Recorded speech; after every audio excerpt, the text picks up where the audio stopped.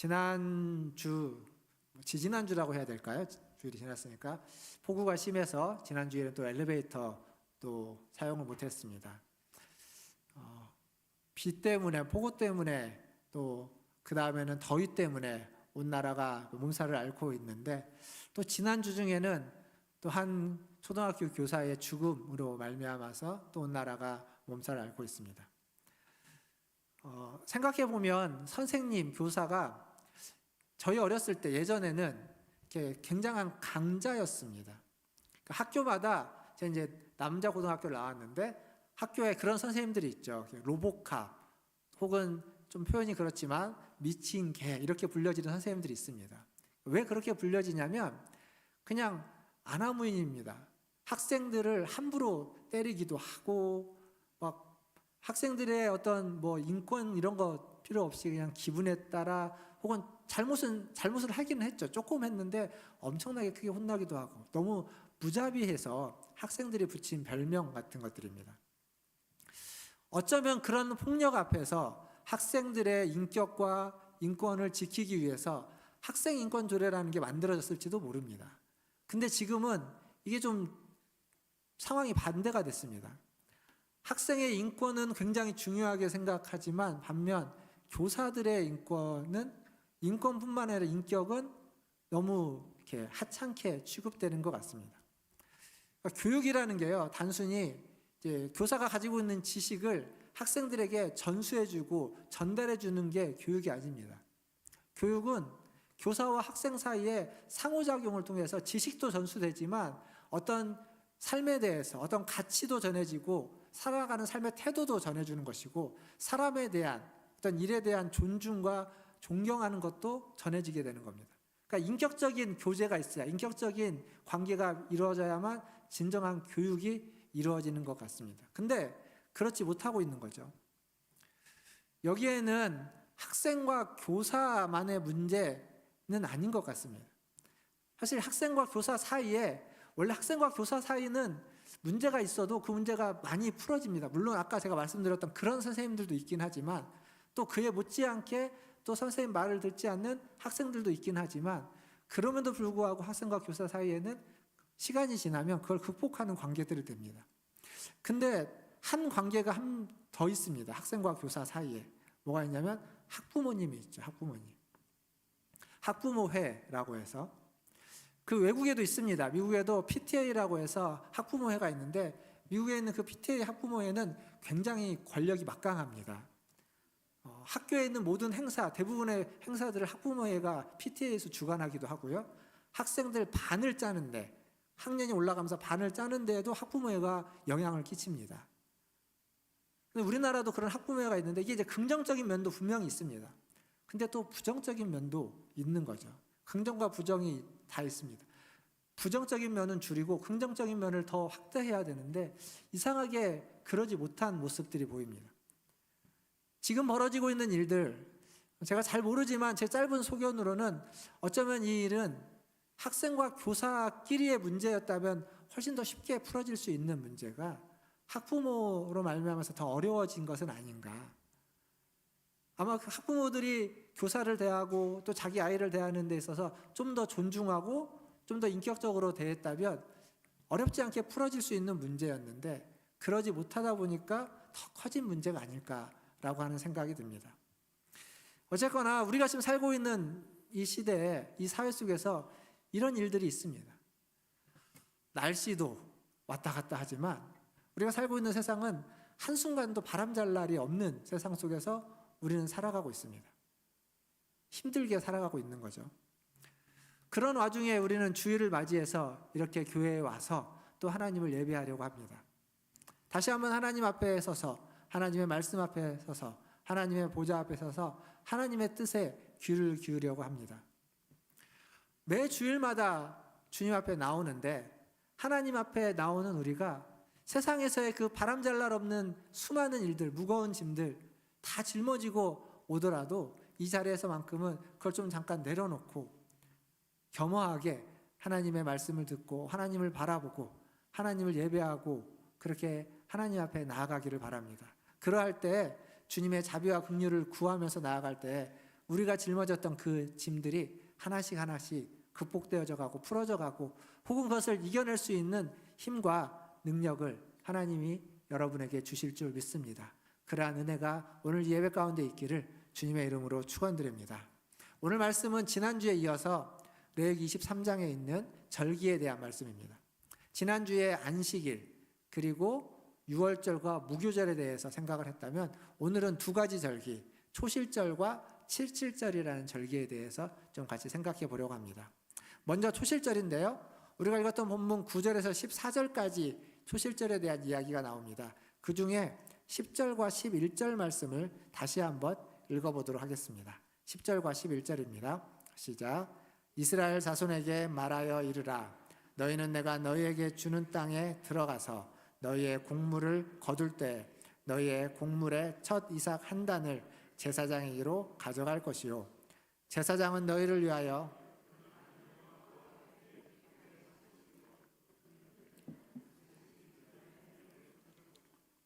여기 이제 초실절에 대한 이야기입니다. 초실절은 지난번에 맥주감사주일 설교하면서 잠깐 말씀드렸지만 곡식을 추수할 때 첫 곡식, 해곡식을 추수해서 하나님께 드리는, 하나님께 지키는 절기입니다. 여기 보니까 곡물의 첫 이삭 한 단을 제사장에게로 가져가고 제사장은 그 한 단을 흔들어서 하나님께 드린다 이렇게 되어져 있습니다. 여기서의 곡식은 보리입니다. 보리 한 단을 가지고 하나님께 드리는 겁니다. 근데 왜 한 단을 드리느냐? 사실은 이것은 한 단을 드리기는 하지만 첫 수확을 드림으로써 이후에 주어지는 모든 수확 또한 다 하나님이 주시는 것입니다 라고 하는 하나님께 감사의 제물로서 그 일부를, 그 첫 수확을 드리는 겁니다.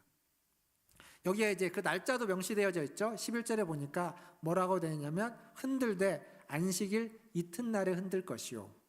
안식일 이튿날은 안식일 그 다음 날을 의미합니다. 그러니까 지금으로 말하면 주일입니다. 주일. 그러니까 칠칠절을 지키는 것은 안식일 다음 날, 지금처럼 주일이다. 날짜도 이렇게 명시되어져 있습니다. 결국 이 초실절은 쉽게 얘기해서 하나님이 내게 주신 것들, 하나님이 내게 허락하신 것들 중에 처음 것을 하나님께 드리는 절기입니다. 그래서 어떤 성도들은 자기가 일을 하기 시작할 때 처음 일을 해서 첫 번째 받은 월급을 다 하나님 앞에 드리는 성도들도 있습니다. 뿐만 아니라 어떤 이들은 내가 처음 산 새 옷, 새 신발, 이 새 것들을 주일날 가장 먼저 교회를 올 때 입고 신고 오는, 그걸 통해서 하나님이 주신 것에 감사하면서도 그 처음 것을 하나님께 먼저 보여드리고자 하는 마음으로 나오는 성도들도 있습니다. 그게 다 초실절의 이 절기의 의미를 지켜내는 것이라고 말할 수 있습니다. 사랑하는 성도 여러분, 무엇이 되었든지 여러분이 얻고 있고 여러분에게 주어지고 그리고 여러분이 갖게 되는 것들의 처음 것은 다 하나님께 드려야만 한다는 사실을 잊지 마십시오.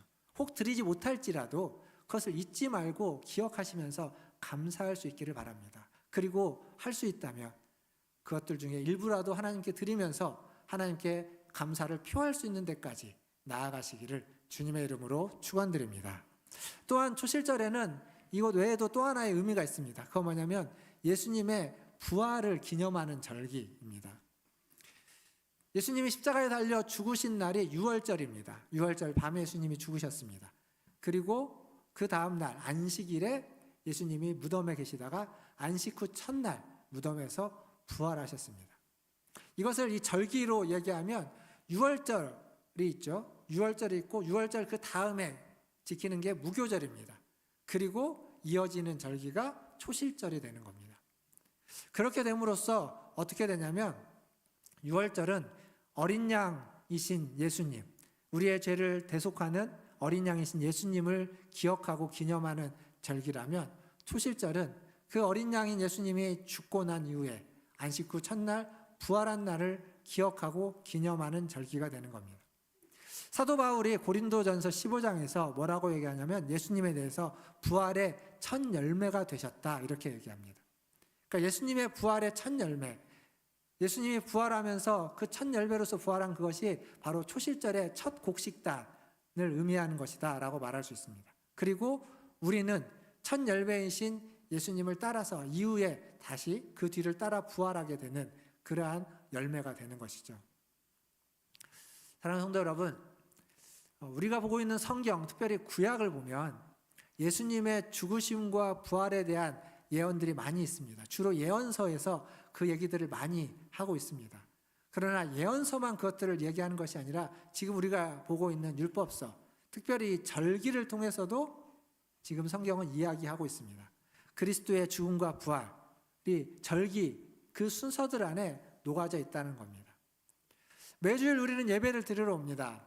절기의 기본이라고 할 수 있는 안식일 개념을 가지고 예배를 드리러 이 자리에 나오고 있습니다. 우리는 이 자리에서 기억해야만 하는 건 그 무엇보다도 우리를 위해 십자가에 달려 죽으신 그리스도의 죽으심과 그리스도의 부활을 우리는 잊지 말고 기억해야만 합니다. 그리스도가 부활의 첫 열매가 되었듯이 우리는 그 그리스도를 따라서 그 부활의 두 번째, 세 번째 이후에 맺어지는 열매가 되어서 하나님 앞에 우리가 모든 것들을 바쳐지는 자들이 되어야 됩니다. 이것을 기억하시고 그리스도가 부활의 첫 열매인 것처럼 우리가 그리스도를 따라가는 부활의 열매로서 하나님께 우리 자신을 온전히 드리시는 저와 여러분, 우리 성도님들 다 되시기를 주님의 이름으로 축원드립니다. 두 번째로 77절입니다. 15절에서 22절까지 우리가 읽었던 말씀의 내용인데 그 중에 15절과 16절을 한번 같이 읽어보도록 하겠습니다. 15절과 16절입니다. 같이 읽겠습니다. 안식일 이튿날 곧 너희가 요제로 곡식단을 가져온 날부터 세워서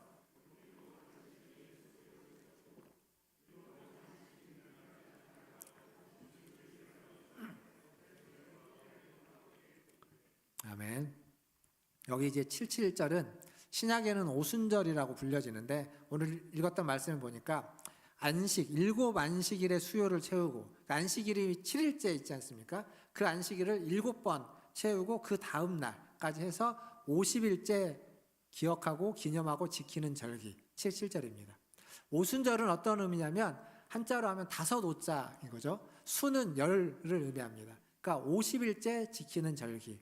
그래서 77절과 오순절은 같은 절기를 구약에서는 77절로 그리고 신약에서는 오순절로 불려지고 있습니다. 근데 이게 앞에 초실절이 보리 수확하는 것을 첫 수확을 가지고 지키는 절기였다면 이 77절은 보리 수확이 이제 끝나고 밀 수확하는 첫 수확을 기념하면서 지키는 절기입니다.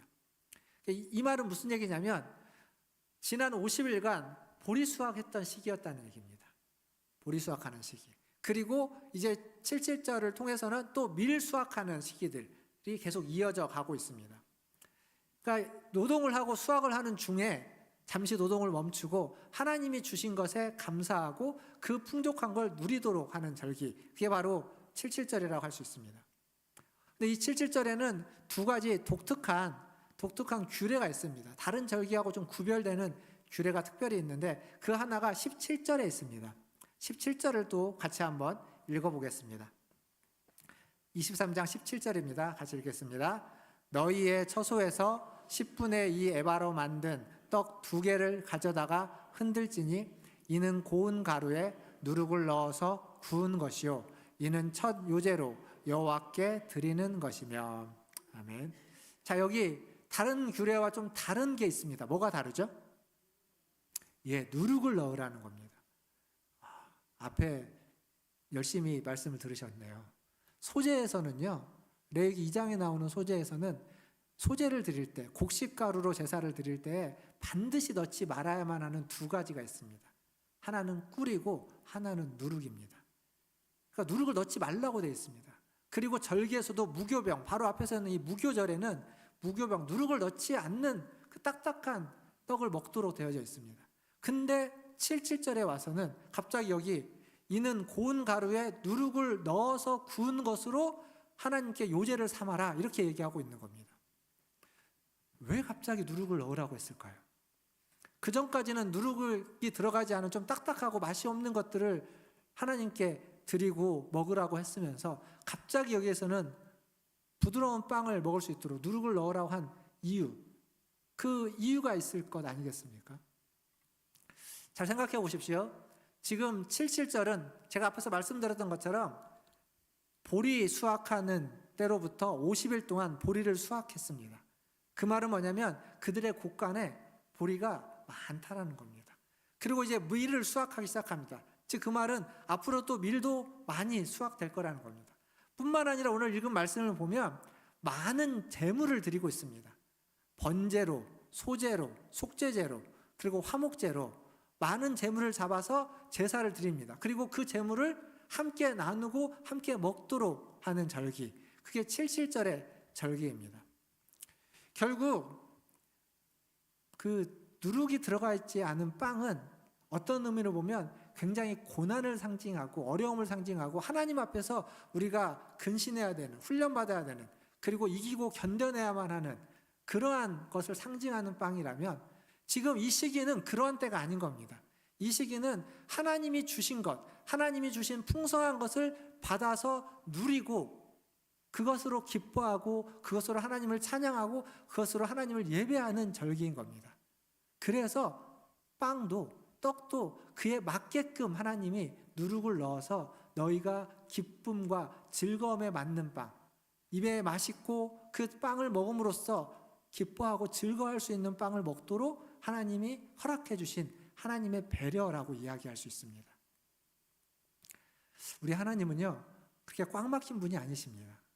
우리 하나님은요, 풍성한 시기에는 풍성하게 하시고 누릴 수 있는 시기에는 누리게 하십니다. 물론 고난의 시기에는 힘들게 하고 훈련의 시기에는 우리가 훈련을 받도록 더 타이트하게 우리를 끌고 가시기도 하시지만 항상 그렇지 않다는 겁니다. 우리가 즐기고 누리고 풍성함을 누리는 것을 하나님은 싫어하지 않습니다. 신앙이 좋은 분들은 언제나 우리가 하나님 앞에서 겸손해야 되고 경건해야 되고 고난받아야 되고 겸허해야만 한다고 생각합니다. 예, 물론 그러한 자세를 언제나 갖춰야만 합니다. 그러나 하나님은 우리가 즐기고 누리고 풍성하게 감사하게 기뻐하기도 원하신다는 사실입니다. 때로는 기뻐해야 되고 때로는 슬퍼해야 됩니다. 웃을 때가 있고 울 때가 있는 것입니다. 어느 것 하나가 우리가 믿는 신앙을 다 대변할 수는 없습니다. 풍성한 소출을 주셨고 풍성한 소출에 맞게끔 하나님은 우리에게 기쁨을 주시기 위해서 누룩을 허락하신 것입니다. 이걸 이렇게 생각하면 됩니다. 여러분이 여러분의 자녀에게 또 여러분이 사랑하는 사람에게 쓰라고 누리라고 어떠한 것을 줬습니다. 뭐 용돈을 줬다고 하십시오. 자녀가 부모님에게 용돈을 드렸습니다. 부모님이 맛있는 거 사 드시고 그것을 잘 쓰시고 본인을 위해서 쓰시도록. 근데 그걸 쓰지 않고 갖고 있다가 자기한테 다시 돌려주면 그걸 자녀가 좋아할까요? 부모가 자녀에게 무엇인가를 누릴 수 있도록 줬습니다. 근데 그것을 누리지 않고 마치 그걸 누리면 부모한테 혼나는 것처럼 그냥 누리지도 못하고 전전긍긍하고 있으면 부모의 마음이 어떻습니까? 좋지 않습니다. 마찬가지입니다. 하나님이 우리에게 풍성한 곡식을 주시고 풍성한 재물과 풍성한 먹을거리를 주시면서 이 절기에 하나님이 원하는 건 그 풍성함을 누리라는 겁니다. 죄책감 갖지 말고 그렇게 누리면 마치 내가 뭔가 잘못하는 것 아닐까, 나는 이러면 안 되는 것 아닐까 라고 하는 생각 갖지 마시고 하나님이 주신 은혜는 누릴 줄도 알아야 된다는 겁니다. 그런데 두 번째 또 독특한 규례가 하나 더 덧붙여지고 있습니다. 22절입니다. 22절 말씀, 우리가 읽었던 본문 22절 말씀도 같이 한번 읽어보겠습니다. 같이 읽겠습니다. 너희 땅에 곡물을 벨 때에 반 모퉁이까지 다 베지 말며 떨어진 것을 줍지 말고 그것을 가난한 자와 거류민을 위하여 남겨두라. 나는 너희 하나님 여호와이니라. 아멘. 자, 이 기쁘고 즐거운 시기, 하나님이 주신 풍성함을 누리는 시기, 그런데 그것을 누리지 못하는 사람들이 있다는 겁니다. 가난한 자, 나그네, 그들은 그걸 누리지 못하니까 그들을 위해서 반 모퉁이를 좀 남겨두고 떨어진 것을 줍지 말고, 그들이 우리처럼 풍성하게 누릴지는 못하더라도 그 떨어지는 떡고물이라도 그 가난한 그들에게도 조금은 먹을 수 있는 것들이 더 허락되어지도록 이것들을 남겨두라고 이야기하는 겁니다. 이것은 근본적으로 하나님 우리에게 주시는 그 풍성한 수확이 우리가 노력하고 우리가 수고한 결과물이기도 하지만 본질적으로는 다 하나님이 허락해 주신, 하나님이 공급해 주신 것이라고 하는 신앙 고백이 있을 때 가능한 겁니다. 더 많은 것을 누리고 싶고 내가 수고한 것인데, 내가 노력해서 얻은 것인데 이게 다 내 것이라는 마음을 가지면 그러면 이렇게 할 수 없을 것입니다. 하나님이 공급해 주신 것, 하나님이 허락해 주신 것, 하나님의 풍성한 것에 나도 받아 누려야 되지만 다른 사람도 소외되지 않도록 그 풍성한 걸 나누라고 이야기하시는 겁니다. 사랑하는 성도 여러분, 이 77절의 이 교훈과 명령은 지금도 우리가 따라야만 하는 명령이고 교훈입니다. 물론 그렇다고 우리가 77절을 그대로 지키지는 않습니다. 77절의 의미를 우리식으로는 맥추감사주일이나 혹은 추수감사주일, 그 절기를 통해서 그 의미는 따라가고 있습니다. 근데 그것보다 더 중요한 게 하나 있습니다. 이 77절은 신약에 와서 오순절로 불려진다고 했죠. 오순절이 어떤 일이 있었던 절기입니까? 성령이 임했던, 예수님이 부활하신 후에 오순절 다락방에서 오순절날 성령이 임했던 절기입니다. 그 성령이 지금 우리와도 함께 하십니다. 그 성령이 우리와도 함께 하시면서 성령이 우리에게 주신 하나님의 그 구원의 은혜를 깨닫게 하고 알게 하고 구원의 은혜를 누리게 하고 구원의 은혜에 감사하게 하고 감격하게 하는 이 모든 일들은 다 성령님이 해주시는 일들입니다.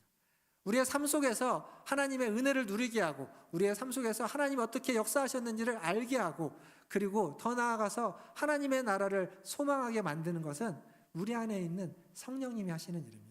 성령님으로 말미암아서 우리는 그것을 누리고 그것에 감사하고 그것에 감격할 수 있는 겁니다. 그런데 그 구원과 그 은혜, 성령님 우리 안에 있는 것은 우리의 노력 때문에 우리에게 주어지는 은혜가 아닙니다. 내가 노력해서 성령님이 내 안에 들어왔고 내가 노력해서 구원을 받았고 내가 노력해서 그 축복을 얻어낸 것이 아니라 하나님이 주신 절대적인 은혜이고 하나님이 주신 선물입니다. 그 은혜와 선물로 우리는 구원을 받았고 은혜와 선물로 우리는 성령님 우리 안에 들어와 계시는 겁니다.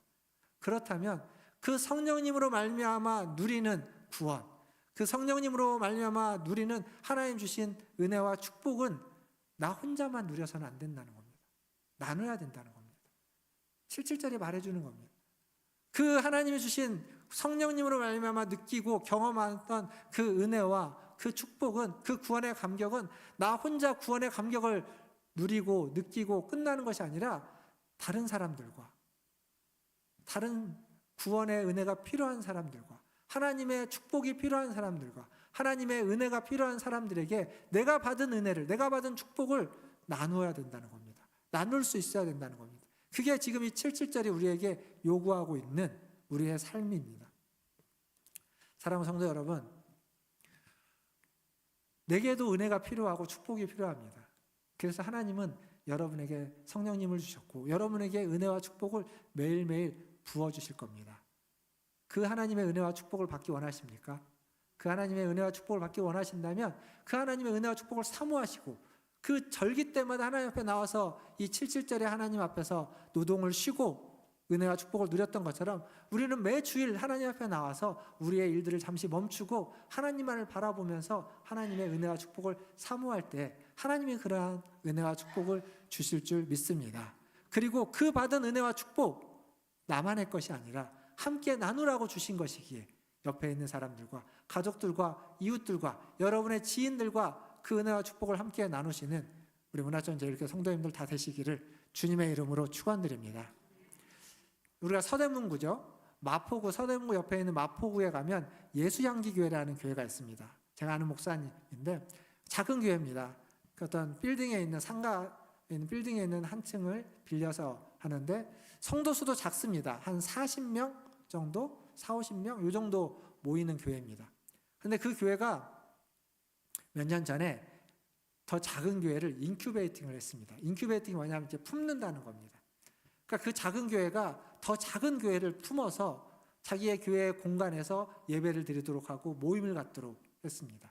그렇게 한 3년 정도를 같이 한 다음에 그 교회를 독립시켰습니다. 그래서 지금은 그 교회가 중랑구 쪽인가요? 어느 쪽에 교회를 이렇게 임대를 해서 독립해서 예배를 드리고 있습니다. 물론 가끔 교회 행사가 있을 때 어떤 전체적인 모임을 할 때는 같이 만나가지고 행사도 한다고 합니다.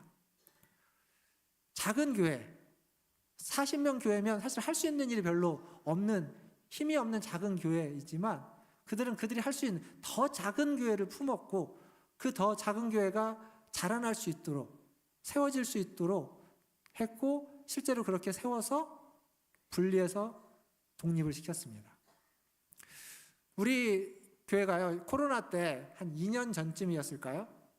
2년 전쯤이었을까? 다른 저쪽 동교동 쪽에 있는 한 교회가 모임 장소가, 교회에 있는 성도들이 이제 모임 장소가 좀 필요해서 예배 드리는 시간 말고 주일날 오후 시간에 모여서 좀 이렇게 교제하고 할 시간이 필요해서 장소를 찾는다는 얘기가 있어서 저희가 장로님들께 말씀드려가지고 장소를 저희 교회에서 장소를 갖도록 했습니다. 아마 지하 식당에선가 그 어린이 부서 예배실에선가 그쪽에서 장소를 가졌을 겁니다. 그때는 우리가 코로나 기간 중이어서 오후 예배가 없을 때였습니다. 그래서 그렇게 가능했는데, 근데 그때 생각해 보면 그 교회는요, 사실 우리 교회보다 더 큰 교회입니다. 우리 교회 성도들보다 훨씬 더 많은 성도가 모임 한 300명 뭐 이렇게 모일 겁니다. 근데 예배당이 없습니다. 주일 예배를 빌려서 공간을 빌려 갖고 예배를 드립니다. 그러니까 예배 시간은 빌려서 드렸는데 모임을 해야 되는데 한 달에 한 번씩인가요? 이렇게 자주 모이지는 않는데 모임을 해야 되는데 모임 장소가 없어서 저희가 빌려드린 겁니다. 뭐 그 뒤로는 빌려달라고는 안 하더라고요.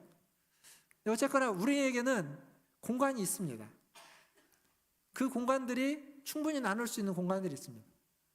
작은 교회도 자기들이 가지고 있는 작은 공간을 나눠서 인큐베이팅을 해서 교회를 세워가는 모습. 우리도 가지고 있는 것이 적어도 얼마든지 나누고자 하면 나눌 수 있는 것들이 많이 있다라는 사실입니다. 우리에게 의지가 없고 뜻이 없기에 나누지 못하는 것뿐입니다. 말씀을 마무리하면서 영상을 하나 보려고 합니다. 이 영상은요, 뉴욕에서 한 사람이 배가 고프다고 사람들에게 먹을 것 좀 달라고 하는 영상입니다. 자막이 있긴 하는데 뭐 자막을 안 봐도 상관없습니다. 그냥 화면만 보셔도 무슨 얘기인지 충분히 알 수 있습니다. 영상을 한번 보시고 제가 말씀을 마무리하도록 하겠습니다. 영상 플레이해 주시면 감사하겠습니다.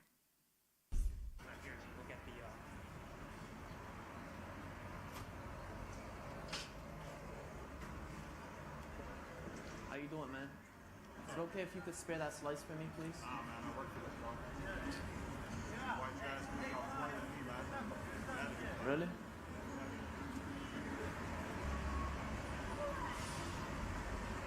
Hi, how you doing, man? What's up? Can I please have a slice? I'm very hungry. Sorry, brother. I can't. Not today. Alright, sorry for asking. Enjoy your slice, eh?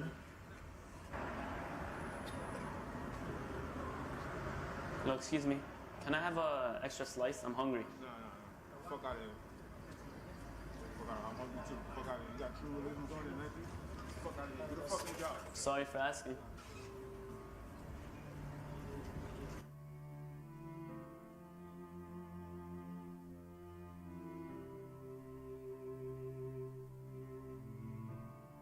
What's going on, buddy?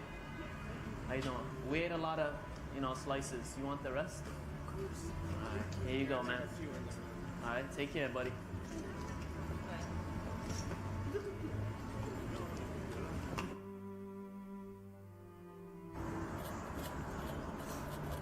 Hello, how you doing? I'm really hungry. It's hard out there, man. You have an extra slice in there? Yeah, you sure? You wouldn't mind? Appreciate it, man. It's so hard out there. Yeah. I know how you feel, man. It sucks. I really thank you. Thank you so much.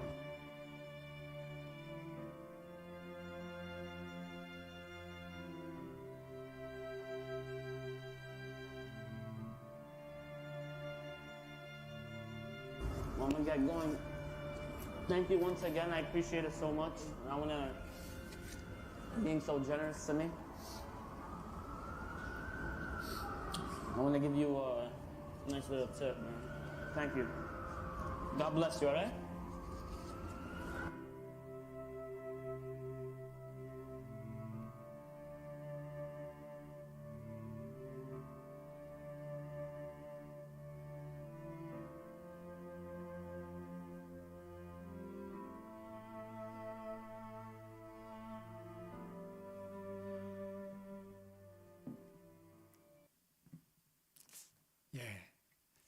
저 화면 마지막에 뭐라고 나온지 아십니까?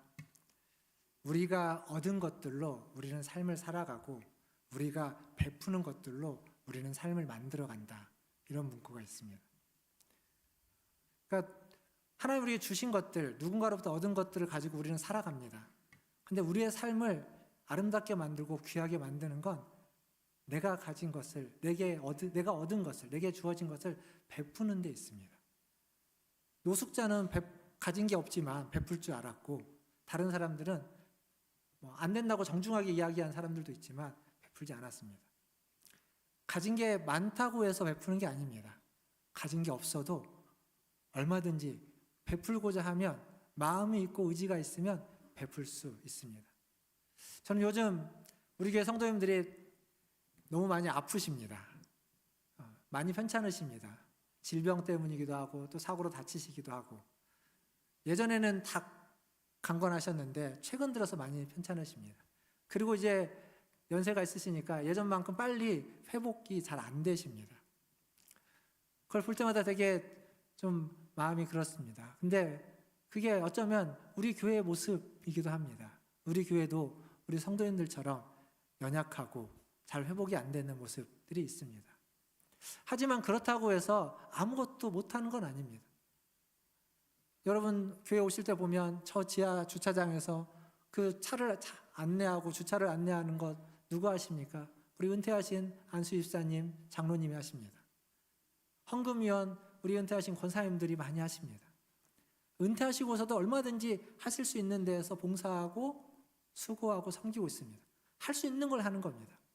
젊은 청년들처럼 더 많은 것들을 더 역동적으로는 못 하실지 모르겠지만, 하지만 있는 힘을 가지고 얼마든지 할 수 있고 섬길 수 있고 나눌 수 있고 베풀 수 있습니다. 여러분이 그러고 계시고 여러분이 그럴 수 있고 또 여러분이 우리 교회에게 우리 교회 또한 그렇게 할 수 있습니다.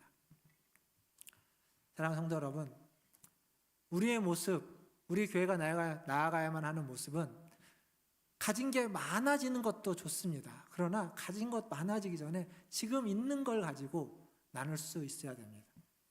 아무것도 가진 것이 없었던 노숙자도 그 작은 남아있는 피자, 남은 피자를 다른 사람과 기꺼이 나눴습니다. 그리고 그 받은 사람이 마지막에 그런 얘기를 하죠. 하나님이 당신을 축복하는지 알죠. 이렇게 얘기하고 합니다. 우리가 잘 아는 복음성가 중에 그런 게 있습니다. 사랑은 나누는 것. 움켜잡으면 없어지고 쓰고 빌려주면 풍성해지는 것. 우리가 너무 많이 불렀던 찬양, 요즘은 잘 부르지는 않지만 너무 더 잘 알고 있는 곡.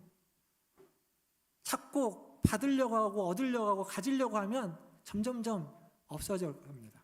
그러나 손을 벌려서 쓰고 나누어지면 점점점 많아져 가는 것. 그게 하나님 주신 사랑이고 하나님 우리에게 주신 은혜이고 축복입니다.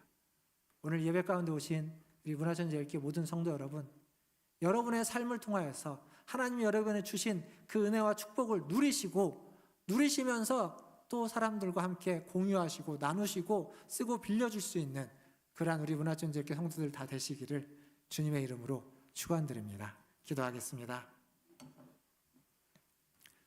우리 시간 기도하실 때 말씀을 기억하시면 좋겠습니다. 움켜잡으려고 하면 없어지지만 쓰고 빌려주면 나누면 더 많아지고 더 풍성해집니다. 그 찬양의 가사를 기억하시고 적은 것이지만 적은 힘이지만 적은 공간이지만 내가 할 수 있는 것이 많이 없지만 내가 할 수 있는 것을 가지고 내게 하나님이 주신 것을 가지고 나누고 빌려주면 하나님의 섭리가 그 위에 부어져서 더 풍성해지고 하나님이 쓰시는 일이 하나님이 쓰시는 것이 되는 줄 믿습니다. 우리 함께 기도할 때 하나님, 내가 할 수 있는 것이 이것밖에 없습니다. 내게 힘이 없습니다. 연약합니다. 부족합니다. 그러나 이것의 일부를 하나님 앞에 드리고 나누고 하나님 힘쓰겠습니다. 부족하지만 하나님이 주시는 힘으로 함께 나누고 베풀고자 합니다. 주님 도와주시고 베풀 수 있게 해주시고 나눌 수 있게 해주시고 그러한 마음과 믿음과 용기와 은혜를 부어 주시옵소서라고 같이 한 목소리로 기도하며 나가겠습니다. 하나님 아버지 감사합니다.